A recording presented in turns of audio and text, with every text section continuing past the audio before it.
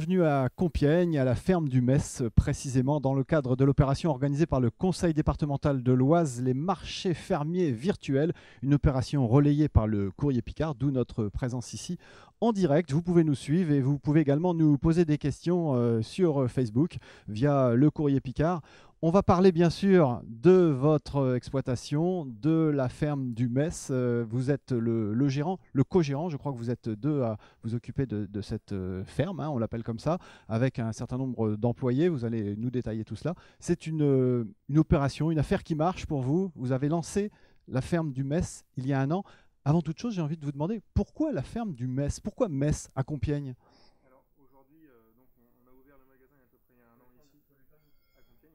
Alors, je dois vous tendre le micro.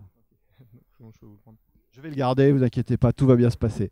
Donc pourquoi on a ouvert le magasin il y a à peu près un an, donc le 19 décembre. Et donc pourquoi la ferme du Metz? C'était une ancienne histoire sur l'exploitation familiale. À l'époque, des moines venaient de différentes comtés aider dans les exploitations.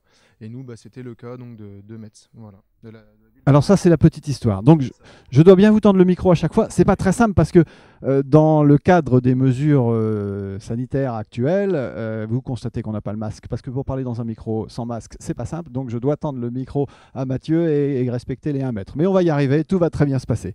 Alors donc, cette boutique, on peut l'appeler aussi comme ça, est née il y a un an. Comment vous est venue l'idée de créer une boutique qui finalement est du producteur au consommateur? Donc l'idée est venue, c'est que mon frère et moi-même sont revenus sur l'exploitation il y a à peu près une quinzaine d'années maintenant. Et on travaillait avec à l'époque les GMS. Et du fil en aiguille, on s'est aperçu qu'il y avait un besoin réel de commercialiser en direct avec les clients et expliquer ce qu'on faisait, avec les saisonnalités bien sûr, pour retrouver la tomate et ainsi de suite aux périodes qui ne sont pas propices à la culture en Picardie, donc dans l'Oise. Et on s'est dit, on va directement ouvrir un magasin suite au recul qu'on a eu avec le marché. Qui est présent donc, le mercredi et samedi sur Compiègne au 5 Corneille. Voilà. Alors c'est très tendance, j'ai envie de dire, du producteur au consommateur, le côté bio, le côté bien consommé. C'est tendance, mais c'est pas péjoratif de dire c'est tendance, hein, c'est vraiment profitable à tout le monde. Oui, c'est profitable à tout le monde, donc c'est pour les clients et également pour les producteurs. Parce qu'il faut savoir qu'aujourd'hui, le mûricole est quand même en difficulté et qu'il faut absolument que les gens consomment directement chez les producteurs les produits divers et variés de nos régions et de notre terroir. Parce que si demain, il n'y a plus de paysans, entre guillemets, ça sera compliqué de manger des bons produits. Là, vous avez la chance de savoir comment que c'est produit, comment que c'est fait, et vous pouvez poser des questions en tant que client en direct dans un magasin ou au marché aux producteurs, aux paysans. Alors on dit que l'opération s'intitule marché fermier virtuel, mais là c'est très concret, hein, on l'a devant nous, il y a des étals avec énormément de produits. Grâce à vous d'ailleurs, on découvre un peu certains légumes qu'on avait oubliés ou clairement qu'on ne connaissait pas. Qu'est-ce qui vous séduit le plus dans tout ça? Là, sur cette période, on va dire hivernale, on va arriver avec tout ce qui est chou-fleur, type romanesco, les choux-fleurs blancs. On arrive avec le crône, bientôt les poires de terre, les endives de terre qu'on fait également, et tout ce qui est salade coupée, comme les pourpiers. On a vraiment un panel différent et ça permet aux clients de trouver d'autres produits par rapport à la saisonnalité. Bientôt, on aura les choux cales qui vont arriver, les choux Bruxelles, frivoles et ainsi de suite. Et ça permet d'apprendre aux clients des nouveaux produits plus ou moins oubliés parce qu'à l'époque les GMS ne les prenaient pas en compte. Voilà. Alors les GMS c'est les grandes et moyennes surfaces, hein, c'est ça. Et bon, c'est pas votre ennemi, c'est comme ça, chacun sa part de marché. Voilà, c'est pas notre ennemi, au contraire. Les GMS ils ont fait la part du marché à l'époque, je pense. Maintenant peut-être qu'il y a une remise en question. Peut-être que les clients sont plus favorables à venir dans des petites boutiques, des petits commerces de producteurs pour justement faire leurs courses et avoir un dialogue, un contact avec le paysan, quoi. Alors vous parlez de clients, et bien écoutez, les choses sont bien faites. On n'a même pas répété, hein, ça se fait tout seul. J'ai une dame qui est à côté de moi, qui est ici dans les rayons, dans le rayonnage de la ferme du Metz. Qu'est-ce que vous appréciez ici? En fait, ce que j'apprécie, c'est de retrouver les légumes de mon grand-père. Voilà, donc des légumes un peu biscornus, pas forcément parfaits, et de saison. Voilà, ce que faisait mon grand-père. Vous venez souvent? Une fois par semaine, voilà. Donc vous faites votre marché? Exactement. Voilà. Qu'est-ce que vous avez choisi là pour l'instant? Vous avez commencé déjà J'ai pris chou rouge, carottes, navets, je vais prendre des endives, enfin donc que des produits de saison, voilà. Qu'est-ce que je cherche? Des radis noirs, voilà, qui sont très bons, ce que j'ai dit, voilà. On va faire un petit tour, si on arrive à suivre l'image de ce que vous proposez ici. Un commentaire, là on a les fameux butternuts. Voilà, les fameux butternuts. Après on a tout ce qui est potimarron, les courges spaghetti. On a également du pourpier qui est là. Voilà, on a une diverse et variée de courges, de produits et de légumes de la saison, quoi. On passe aussi aux pommes, hein. On est là dans le plus classique, des pommes, notamment des pommes pour faire de la compote. Là. On en salive déjà, on en a déjà envie, rien que d'en parler. En plus, vous avez quelques idées de recettes. Alors peut-être pas forcément pour les pommes, mais je crois que pour un peu plus loin, là, vous avez des petites choses à nous proposer. Alors on va pas trop vite pour que la caméra puisse nous suivre.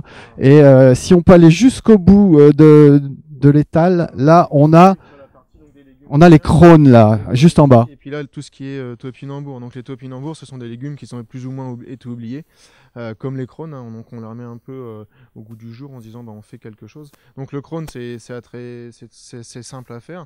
Et le topinambour, il y a une super recette, c'est de la purée de topinambour avec pommes de terre. 500 g de topinambour, 500 g de pommes de terre, et puis une betterave rouge, ce qui fait un côté coloré, et on a une purée qui est assez intéressante. Donc voilà, on travaille également sur un livre pour proposer aux clients un livre de recettes avec nos idées de recettes à nous. J'allais le dire, hein, c'est une bonne idée finalement. Vous allez proposer des recettes avec vos produits. Hein. Attendez bien que je vous passe le micro pour parler, ce sera mieux. Les crônes, on peut les regarder d'un peu plus près. Moi, ça m'interpelle. Je vais vous dire franchement, je connaissais pas. Ah oui, vous connaissiez pas les crônes. Alors les crônes, voilà. Si vous pouvez les montrer à la caméra. Je sais pas s'il le voyait bien. Alors, les crônes, c'est sûr que ça a un drôle d'aspect. Hein. On pense plutôt à un verre ou autre chose comme ça. Mais le crône, donc ça pousse en terre. C'est un peu comme un rhizome, un chien-dent, on appelle ça. Et donc du coup, vous les faites à la casserole ébouillantée pendant 20-25 minutes, et après vous les faites revenir avec du beurre et du persil sur une crêpière ou une simple casserole. Après il y aura d'autres recettes qui peuvent arriver à venir. Nous aujourd'hui c'est ce qu'on pratique, mais c'est très très gustatif, et on retrouve un petit goût d'artichaut sans avoir les désagréments de l'artichaut. Voilà, la recette est déjà lancée. Bon, alors on parle de tout ce que vous proposez, on va reprendre nos positions initiales. Évidemment, tout ça, ça se fait pas aussi facilement que ça. C'est beaucoup de travail, c'est beaucoup de monde. Voilà, donc aujourd'hui, nous, l'exploitation, on a à peu près 9 personnes à temps complet sur l'exploitation, hors main-d'œuvre familiale, nous sommes 4, et puis une trentaine de saisonniers, quoi. Voilà. Donc aujourd'hui, l'agriculture, c'est aussi ça, l'agriculture de demain, en zéro pesticide ou en bio, c'est des créations d'emplois, quoi. Aujourd'hui, on est capable de se dire, oui, c'est un paysan, d'accord, mais il n'est pas tout seul, il crée de l'emploi pour le tissu économique, et tout le monde contribue à un maintien. C'est-à-dire que les clients qui viennent chez un producteur, ils peuvent justement se dire c'est pour le paysan, c'est pour le tissu économique social. Donc je pense que c'est important aussi. Et on devrait être plus soutenu encore et plus aidé là-dessus sur cette partie-là. Profitez-en, passez le message. Demandez ce que vous voulez demander. Non, mais c'est surtout, voilà, faut que les gens ils fassent confiance, les politiciens, et que ils misent aussi sur l'agriculture. Voilà, si demain tout le monde crée de l'emploi au niveau agriculture, on peut le faire. Il faut des charges un peu plus allégées et l'envie de bosser entre guillemets à l'air libre. On est quand même bien, quoi. Voilà. Ou comment allier finalement l'écologie et l'économie. C'est gagnant-gagnant selon une expression très à la mode. Voilà, c'est gagnant-gagnant. Aujourd'hui, c'est sûr qu'il y a la possibilité dans l'exploitation agricole de développer de la main-d'œuvre, et ça recrée un peu de différence pour les personnes qui avaient oublié ce que c'était le tissu agricole. Je trouve que le retour à la terre est bien, c'est assez positif, quoi. Ouais, ça marche fort, on peut le dire. Ouais, c'est important.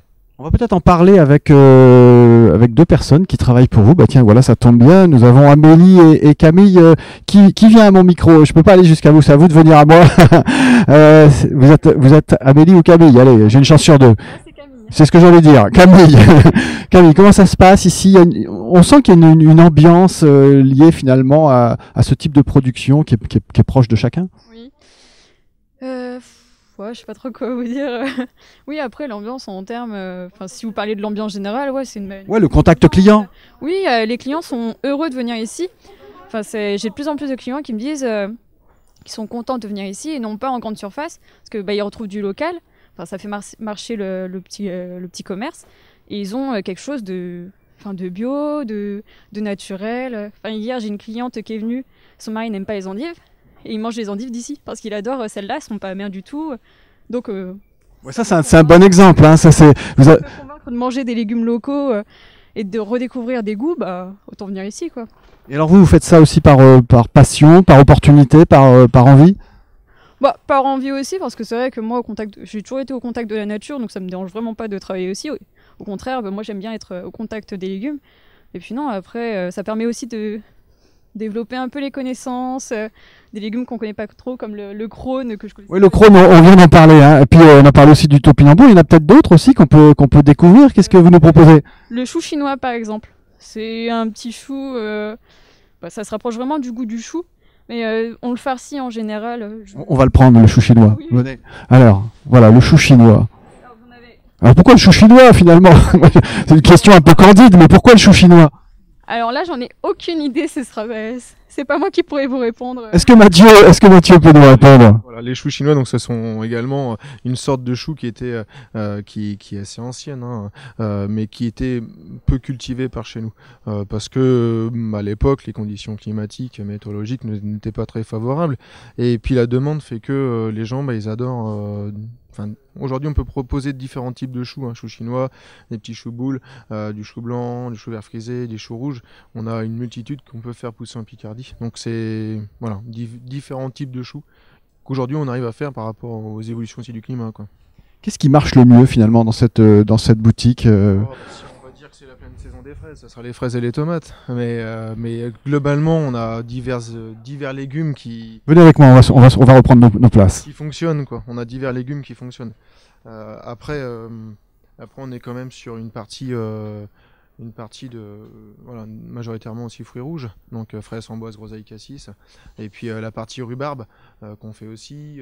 Voilà. Aujourd'hui, on produit l'intégralité des fruits et des légumes qu'on vend, sauf la partie pommes où on travaille avec un cousin, parce que nous on n'a pas de verger sur la partie pomme, donc c'est un cousin, et tout ça c'est produit le matin ou l'après-midi, et on remplit le matin. Voilà, les étals sont faites régulièrement, quoi. Oui, j'allais dire comment vous fonctionnez. Vous tous les matins, c'est frais. Voilà, tous les matins. Vos caméramans ont pu voir ça ce matin.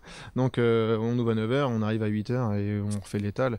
On ramène les produits qu'on a récoltés l'après-midi et ainsi de suite. Ou des moments même le matin même quand les jours sont à 5h du matin qu'il fait jour, quoi. Voilà. Comme la cliente l'exprimait tout à l'heure, il y a parfois des fruits un peu déclassés parce que quoi, ils ont pas une bonne mine tout simplement. C'est-à-dire que on a fait un standard avec les clients, hein. C'est-à-dire qu'ils étaient habitués au GMS à avoir une courgette 14-21, un concombre lisse, tous divers fruits et légumes standardisés. Aujourd'hui, faut savoir que la nature fait différents types de légumes, différentes formes, et c'est bien de se dire aujourd'hui, on peut goûter, même si c'est entre guillemets des légumes moches, ça n'a rien à voir. Oui, c'est les côtés esthétiques, mais c'est quand même des légumes avant tout, quoi. Donc ça évite de gaspiller aussi à chaque fois, de jeter. Et puis voilà, les gens voient au moins que c'est du naturel, quoi. C'est pas un standard, les caissettes, les machins, tout est standardisé, quoi.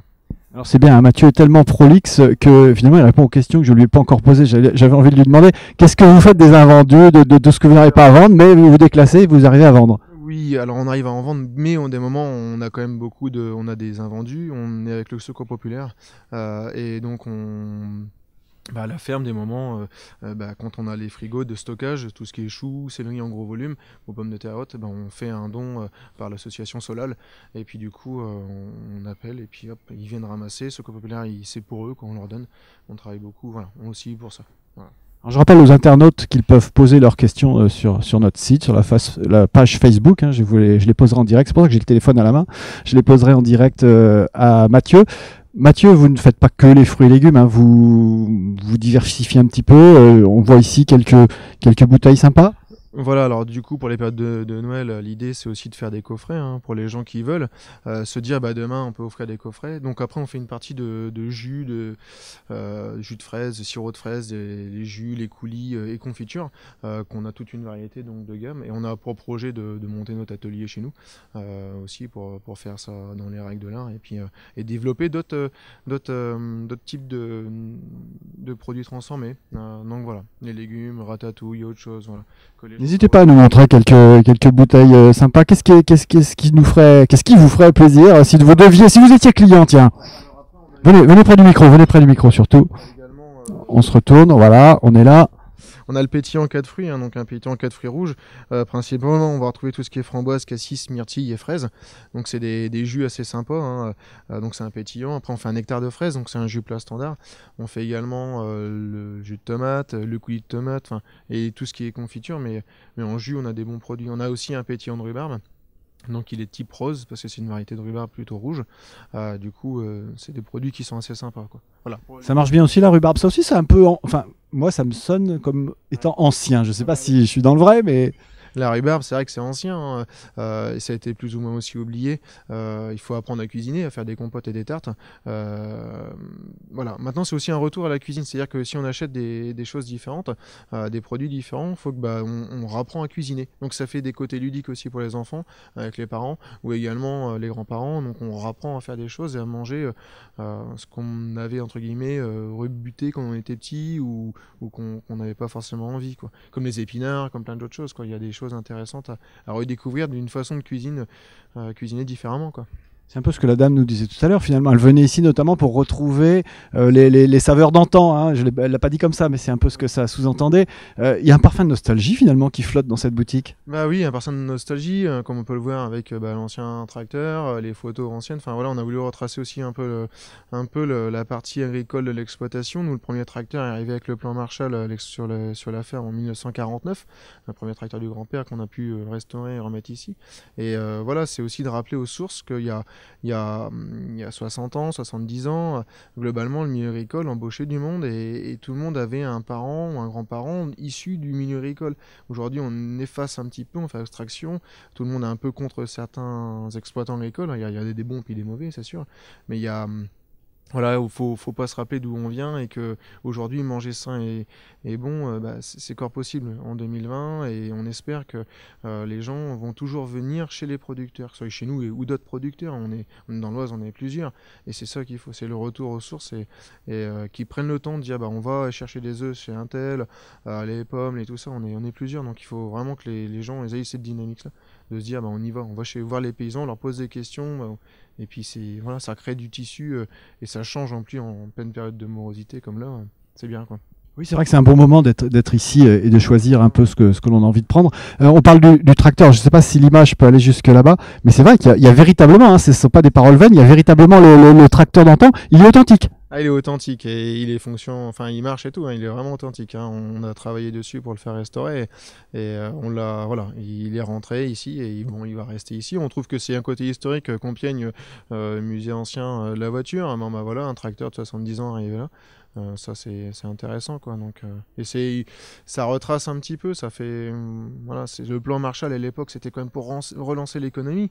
On se dit qu'en ce moment on aurait besoin aussi d'un plan de relance généralement pour tout. Donc voilà, il y a vraiment des choses intéressantes. Puis au moins on peut discuter, si les clients ils viennent, on discute, on leur explique, même au marché, on prend le temps d'être avec les gens et de s'ouvrir en disant essayez ça ou ça, et puis ça reste convivial, quoi. Voilà. Tout cela est très attractif et ça donne envie. C'est ce que vous souhaitiez finalement à la base parce que c'est pas le tout d'ouvrir une boutique comme ça, c'est pas le tout d'être convaincu. Il faut convaincre. Et ça a été facile? Convaincre, c'est sûr qu'au début on nous a dit mince, il manque des avocats, il manque des bananes, des oranges. Je dis ouais, mais pour l'instant Picardie ça pousse pas et chez nous on n'y arrive pas à en faire, et donc ça c'est sûr et certain.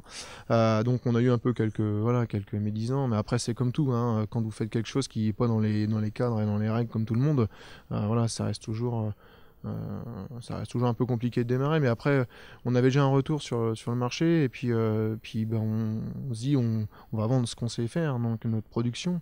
Et c'est ça qu'il faut, quoi, je veux dire.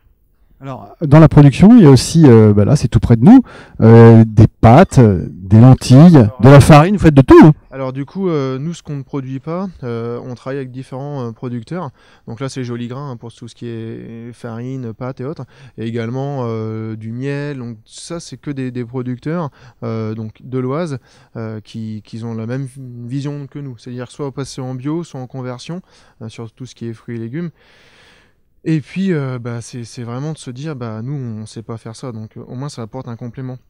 On a aussi du fromage, donc fromage donc de Grémévilliers, et puis également tout ce qui est yaourt. Les yaourts donc de Marine Payen, une jeune agricultrice qui s'est mis aussi à dire au lieu de quitter, de faire tout le temps du lait pour une coopérative, on va faire une autre yaourterie à la ferme, puis ça marche bien, c'est des bons produits et ça recrée. Voilà, donc c'est passé aussi de se dire, elle fait moins de volume, enfin comme tout le monde. Nous aussi, on était en coopérative, mettons en légumes, on fait moins de volume, et puis se dire, on peut-être mieux rémunérer. Et c'est moins nos cerveaux entre guillemets parce que quand on est toujours sur l'équilibre du prix moyen, c'est pas intéressant quoi. Il faut quand même quelque chose qui soit plus serein pour la vision du futur de l'exploitation quoi. Voilà. De toute façon, qu'on le veuille ou non, la qualité ça se paye, mais si je comprends bien, vous c'est la qualité d'abord, la quantité après. C'est ça, voilà, c'est la qualité et puis nous tout est principalement récolté et tout est fait aussi à la main. Il y a beaucoup de travail du coup de manuel.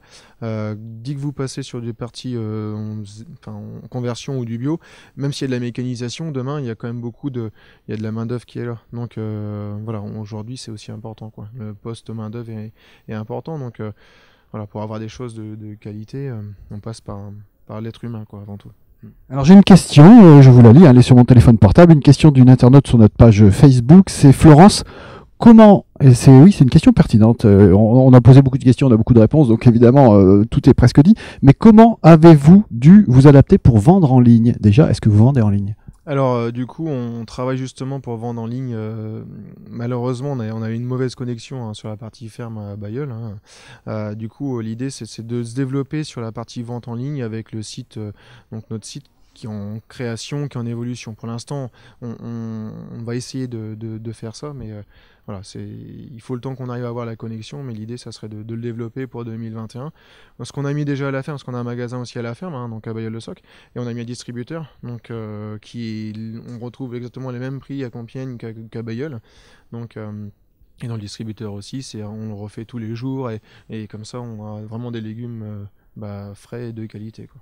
Oui, parce qu'ici on est dans la boutique de Compiègne, mais votre QG c'est à Bailleul-le-Soc, entre Catenois et Étré-Saint-Denis, pour ceux qui connaissent bien la géographie de l'Oise. Voilà, entre plutôt Étré-Saint-Denis-Saint-Just sur l'axe, sur la D101 sortie.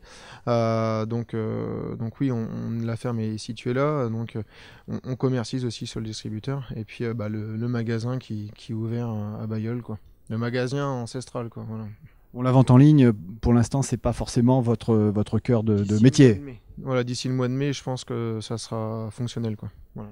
Comment vous avez fait durant la période où toutes les boutiques étaient fermées en raison du confinement? Est-ce que vous étiez resté produit essentiel? Ouais, nous on est resté ouvert parce qu'aujourd'hui s'il n'y a plus de consommation, les êtres humains entre guillemets, il faut bien qu'ils mangent. Donc oui, on est resté ouvert. On a énormément investi dans la partie masques et autres. C'est des investissements, mais bon, on voulait avancer dessus. Et puis donc voilà, on est resté ouvert. Ça a été fluide. On a eu plus ou moins des jours plus de clients que d'autres. Ça reste linéaire. Voilà, il y avait des choses qui ont été faites, mais voilà, ça restait fluide. Alors, à propos du masque, un certain nombre de personnes nous reprochent de ne pas avoir de masque. Alors c'est vrai, on avoue, on assume. Toutes les précautions ont été prises pour que cette interview se passe dans les meilleures conditions et il n'y aura pas de problème. Voilà, c'est important de le signaler, mais je peux comprendre l'émotion que ça peut susciter dans cette période où on nous oblige à pas mal de choses. En tout cas, vous, ça s'est bien passé. Et finalement, est-ce que ça vous a profité d'être une boutique ouverte au milieu de plein de boutiques fermées ? Alors on a des confrères aussi qui font des fruits et des légumes dans le secteur. Donc profiter, je dirais que ça a juste recentré les gens, au lieu d'aller dans les magasins, dire tiens il y a quelque chose qui est là et on vient faire un tour ici. Je pense que c'est ça qui a peut-être profité. Mais en soi, on a vu qu'on est ouvert au mois de décembre, la clientèle de décembre, janvier, février, elle était déjà là. Après on a eu un petit creux, c'est sûr, vraiment le confinement, et après ça a remonté, mais voilà, ça restait toujours linéaire après. Voilà. C'est un profiter, oui et non. Après, voilà. Oui, c'est un mot qui fait un peu peur, profiter. En tout cas, ça a permis de mieux découvrir votre boutique et votre production. C'est ça, pour les clients, ils ont pu se dire, au fait, tiens, il y a quelque chose là, j'allais faire un tour, j'ai pas eu le temps avant parce qu'ils travaillent et autres.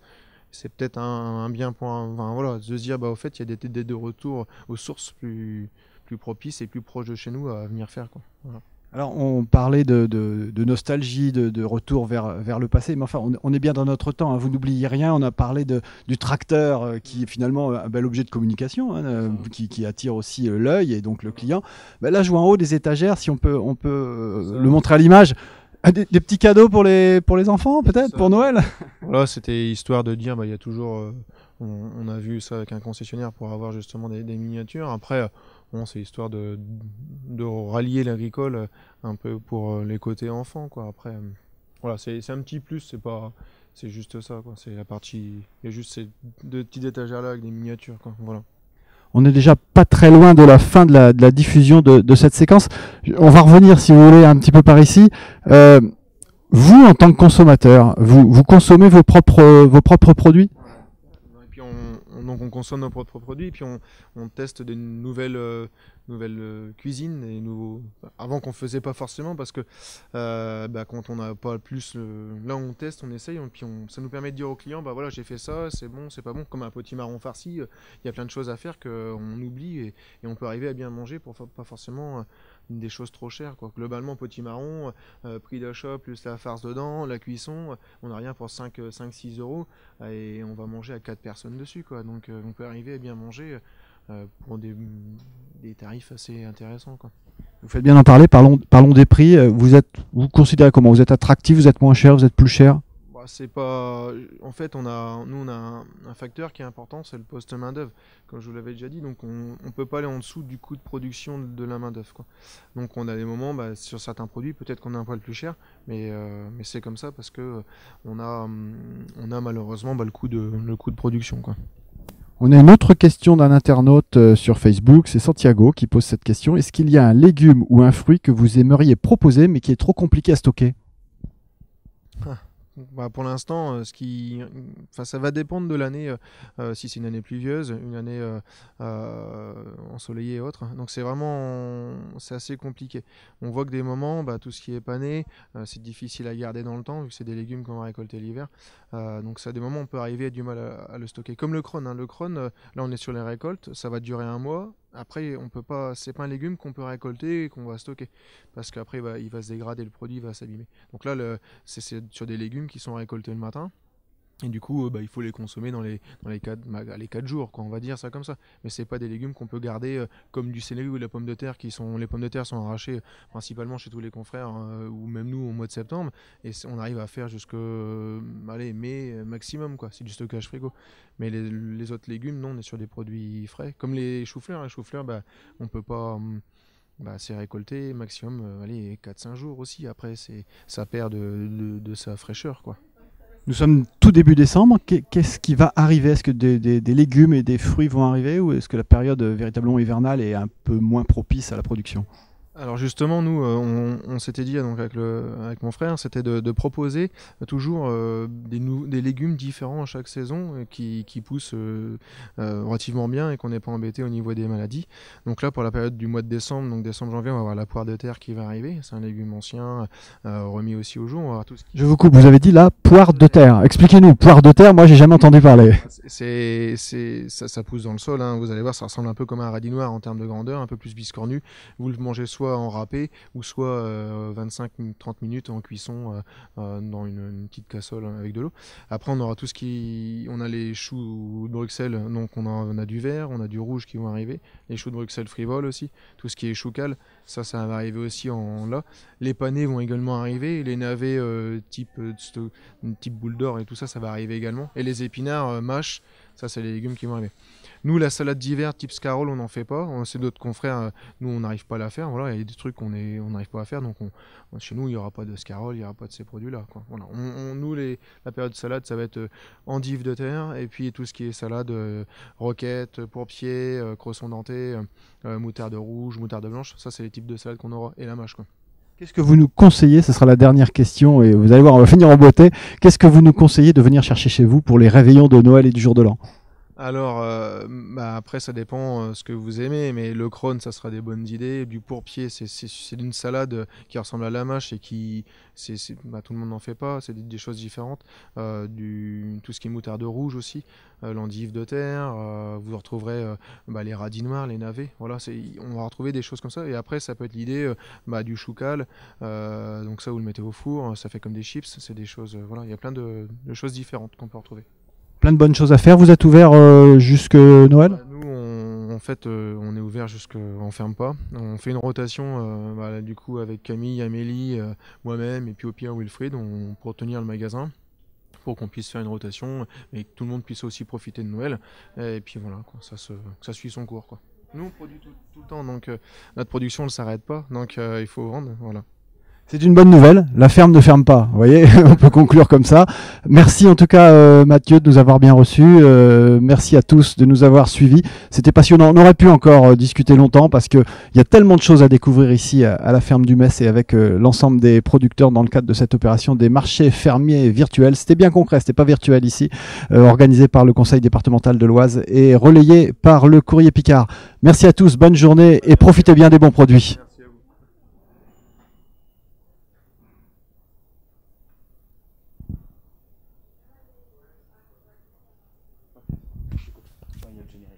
Très bien. Bravo.